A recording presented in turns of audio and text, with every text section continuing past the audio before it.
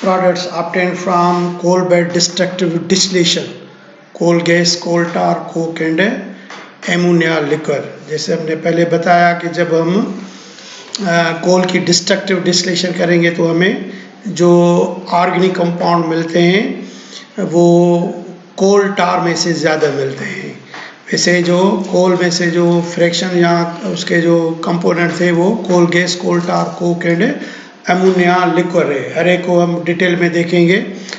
कोल gas क्या है? The coal gas also called as a town gas, क्योंकि ये कंबस्टेबल गैस है, घरों में एज अ डोमेस्टिक फ्यूल के तौर पर यूज़ की जाती है, इसलिए हम इसको टाउन गैस में कहते हैं। तो ये कोल गैस जो कोल में से मिलती है वो तकरीबन उसमें मीथेन गैस होती है, हाइड्रोजन गैस होती है और कार्बन मोनोऑक्साइड गैस होती है, और इस कोल गैस को फ्यूल के तौर पर भी यूज़ किया जाता है। वैसे इसमें ऑर्गेनिक कंपाउंड जो मेजर सोर्स है वो मीथेन ही है। और उसके बाद है कोल टार। कोल टार एक विस्कस लिक्विड है, ये good source of aromatic organic compound है। कहते हैं कि अबाउट 200 एरोमेटिक कंपाउंड्स कोल टार में से हम हासिल कर सकते हैं। और ये कोल टार की जो कंपोजिशन है, माना उसमें जो कंपोनेंट्स है ये वेरी करते हैं, ये डिपेंड करता है नेचर ऑफ द कोल पर डिपेंड करता है। मिसाल के तौर पर अगर हमारे पास 1000 kg कोल होता है तो हम उसमें से तकरीबन 100 kg कोल हासिल कर सकते हैं। फिर और उस 100 kg किलोग्राम कोल टार में से हमें 1 to 2 किलोग्राम बेंजीन भी मिल सकता है। तो कोल टार एक rich source of aromatic organic compound है। उन ऑर्गेनिक कंपाउंड में से फिर हम फर्दर ड्रग्स बनाते हैं, सोप बनाते हैं, फेट्स बनाते हैं, डाइज कलर बनाते हैं, प्लास्टिक बनाते हैं, परफ्यूम्स बनाते हैं, ये पेस्टिसाइड्स बनाते हैं, एक्सप्लोसिव कंपाउंड बनाते हैं। तो ये कोल टार। अब बात ये है कि कोल टार में जो ये सारे एरोमेटिक कंपाउंड है इनको हम एक दूसरे से कैसे अलग करते हैं? तो इनको हम अलग करते हैं बाय द फ्रैक्शनल डिस्टिलेशन। तो when coal tar is subjected to fractional distillation, तो उसमें से हमें मुख्तलिफ टेम्परेचर, मुख्तलिफ बॉइलिंग रेंज ऑफ टेम्परेचर पर मुख्तलिफ percentage of light oil, middle oil, heavy oil और एंथ्रासीन ऑयल मिलता है। और ये फ्रैक्शनल डिस्टिलेशन हम करते हैं। एक फिनोमेना है जिसे फ्रैक्शनल डिस्टिलेशन कहते हैं, वो फ्रैक्शनेटिंग कॉलम में होता है। ये फ्रैक्शनेटिंग कॉलम जो ये दिखाया गया हुआ है ये एपरेटस है for the fractional distillation of coal tar. तो fractional distillation is the separation of a mixture into its component parts or fractions at their boiling range. Generally, fractional distillation method is a more effective procedure for separating two liquids that boil within a few degree difference of boiling point, less than 25 degrees centigrade from each other under pressure of 1 atmosphere. लेकिन अगर if the difference in boiling point is greater than 25 degrees centigrade, then mostly simple distillation method is used for the separating of the component of that mixture। Jin component में difference of boiling range 25 से ज़्यादा है, तकरीबन 50 है, तो हम simple distillation method use करते हैं। लेकिन अगर दो लिक्विड हैं जिनका बॉइलिंग पॉइंट एक दूसरे को क्लोज है, 25 डिग्री सेंटीग्रेड से कम फ़र्क है बॉइलिंग पॉइंट का, तो हम उनको फ्रैक्शनल डिस्टिलेशन से हम एक दूसरे को अलग करते हैं। सिंपल लफ्ज़ों में फ्रैक्शनल डिस्टिलेशन क्या होता है कि मिसाल के तौर पर ये हमारे पास एक राउंड बॉटम फ्लास्क है। अगर हम इसमें एक मिक्सचर डालते हैं जैसे कोल टार है, तो उसमें जो ये चार हमने कहा कि कंपोनेंट है, जैसे कि कहा हमने कि light gas oil, middle gas oil, heavy gas oil और एंथ्रासीन, हर किसी का बॉइलिंग पॉइंट अलग है।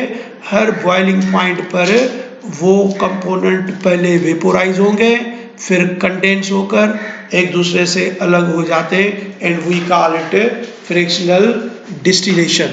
उसको हम क्या बोलते हैं? फ्रैक्शनल डिस्टिलेशन हम इसको बोलते हैं। तो और ये डिस्टिलेशन जो सिंपल डिस्टिलेशन है ये उसके एपरेटस दिखाए गए हैं। इसमें पहले वेपोराइजेशन होता है, फिर इस कंडेंसर में वो वेपर पास होते हैं, तो वहाँ पर उनको पानी डालकर उसको कूल करके हम उसको कंडेंस करते हैं। तो दो कंपोनेंट जिनके दरमियान में बॉइलिंग पॉइंट का जो फ़र्क है वो 50 से ज़्यादा है, तो इस सिंपल डिस्टिलेशन से हम वो फिनोमेना कर सकते हैं आसानी से। तो ये हो गया कोल टार। और उसके बाद कोल में से हमें अमोनिया लिक्विड बनी थी। Ammonia is used for making fertilisers such as ammonium sulphate, ammonium superphosphate ETC। तो ये अमोनिया लिक्विड ये हमारा सोर्स ऑफ ऑर्गेनिक कंपाउंड नहीं है, लेकिन ये कोल में से जब हमने उसकी डिस्ट्रक्टिव डिस्टिलेशन की थी तो वो बना था। और आखिर में जो हमने कहा था कि कोल में से जो रेजिड्यू जो कोक बचता है ये क्या है? कोक सॉल्ट मटेरियल है और वो ऑर्गेनिक नहीं है, इनऑर्गेनिक सोर्स है, लेकिन it is used as a reducing agent in the extraction of metals from their ores. It is also used in the manufacture of iron in steel industries, in making fuel gases like water gas, which is a mixture of carbon monoxide and hydrogen। और water gas हमारा more energetic fuel है। ये Coke है, Coke सी कार्बनी है, इसके ऊपर हम steam जब पास कराते हैं हाई टेम्परेचर पर, तो ये स्टीम और कार्बन आपस में रिएक्शन करके कार्बन मोनोऑक्साइड और हाइड्रोजन गैस बनाते हैं, जिसको हम बोलते हैं वाटर गैस। तो ये इनऑर्गेनिक सोर्स है। बहरहाल कोल में से ये कोक बना था, जो एक यूजफुल उसका कंपोनेंट है कोल का, जिसको हम इंडस्ट्रीज में यूज़ कर सकते हैं। तो ये हो गया, कोल कंप्लीट हुआ। अब कोल के बाद जो मिनरल सोर्स है that is a natural gas. अब नेचुरल गैस ये पाकिस्तान में जो मिलती है हम उसको नाम देते हैं सुई गैस है। और सुई गैस, ये सुई गैस नाम क्यों रखा गया? बलोचिस्तान प्रॉन्स में एक सुई इलाका है जहाँ से ये पहली मर्तबा गैस निकाली गई, तो उस वजह से नाम पड़ गया सुई गैस। सुई गैस की जो कंपोजिशन है उसमें मीथेन 94.60% है, इथेन 1.05% है, प्रोपेन 0.28% है, ब्यूटेन 0.17% है। ये चारों नेचुरल गैसेस हैं, ये सोर्सेज ऑफ ऑर्गेनिक कंपाउंड्स है। उसके अलावा नेचुरल गैस में नाइट्रोजन 3.88% होता है, कार्बन डाइऑक्साइड 0.02% है। ये कंपोजिशन हमें याद रखनी है। तो ये दो सोर्सेज ऑर्गेनिक कंपाउंड के जिनको हमने मिनरल सोर्सेज का नाम दिया था हमने पढ़ी, एक कोल और नेचुरल गैस। बाकी रहती है petroleum.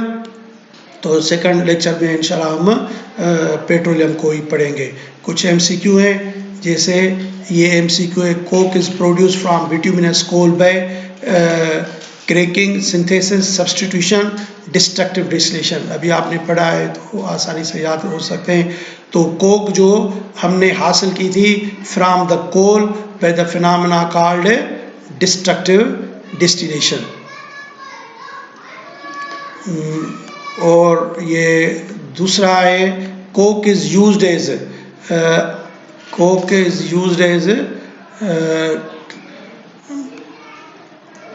Means coke is used as reducing agent, क्योंकि वो मेटल के जो कंपाउंड है उनमें से मेटल को रिड्यूस करके निकालता है। मिसाल फेरिक ऑक्साइड है, तो कार्बन फेरिक ऑक्साइड के ऑक्सीजन से मिलकर वो बनाया लेगा कार्बन डाइऑक्साइड, और आयरन अलग हो जाएगा रिड्यूस फॉर्म में। तो रिड्यूसिंग एजेंट के तौर पर कोक यूज़ हुआ है। और main source of liquid fuel कौन सा होता है? मेन सोर्स होता है हमारे पास